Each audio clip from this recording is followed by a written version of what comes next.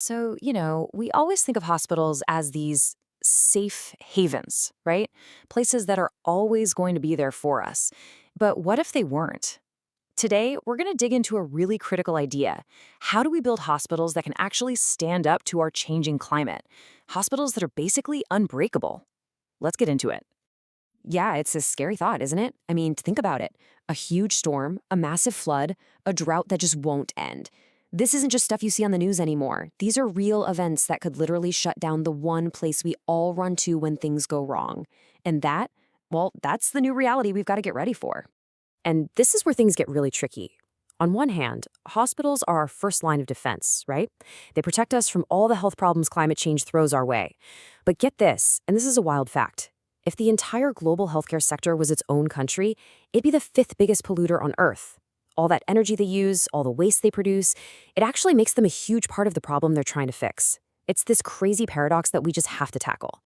All right, so here's the game plan for this explainer. We're going to start by unpacking that paradox. Then, we'll look at the blueprint for making hospitals resilient.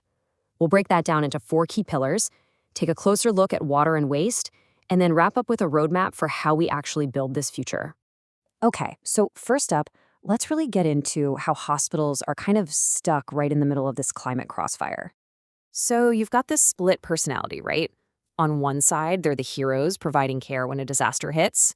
But on the other side, wow, they are massive operations. They just devour energy and pump out tons of waste, which of course feeds the very climate change they're supposed to be protecting us from. It's a really tough cycle to break. So the big question is, how do we break that cycle? Well, the answer seems to be in this new framework, basically a blueprint for turning our hospitals into these rock-solid anchors of resilience.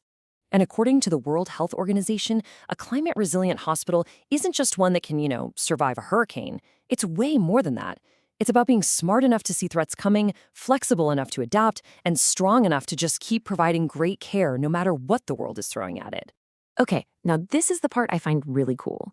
This WHO framework shows us that being resilient and being sustainable, they're not two different things. They're basically two sides of the exact same coin.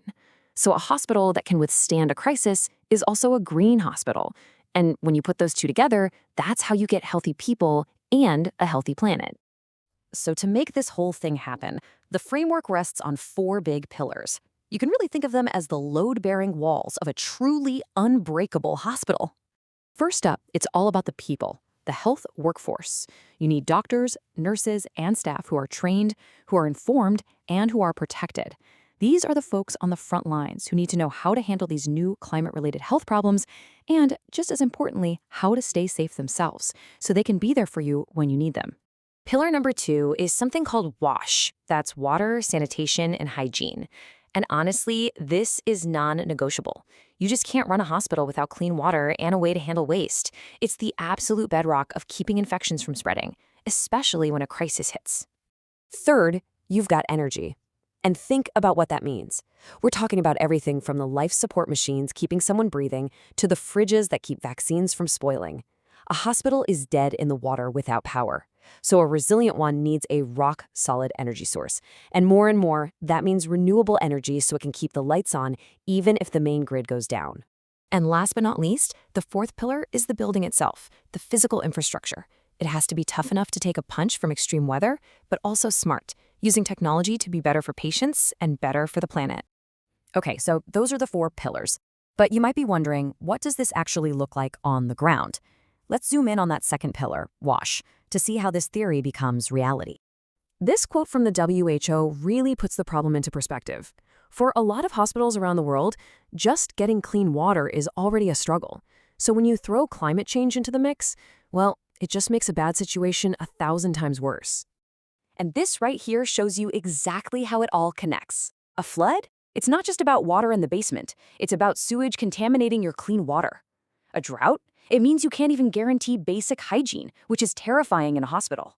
A big storm can cut the power to your water pumps. Every single one of these things is a direct hit to a hospital's ability to do its job. But here's the good news. The solutions aren't some kind of sci-fi fantasy. They're actually super practical. We're talking about things like installing a simple valve that stops floodwater from backing up into the pipes, or building waste pits that won't get washed away, or just having your own water purification system on site. This isn't rocket science. It's just smart planning and engineering that literally saves lives. So, how does a hospital actually do all this? How do you go from a plan on paper to a real working system?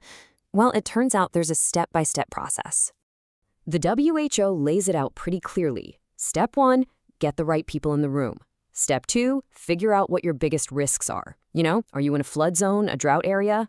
Then you prioritize what to fix first, make a real plan, and this is key, you constantly check to see if it's working and adjust as you go. It's all about constantly getting better. And that really brings us to the final big question. And this one is for you. In a world where things feel more and more uncertain, a hospital has to be more than just a place to get fixed up. It needs to be an anchor for the whole community, a lighthouse in the storm. So, is your local hospital ready for that?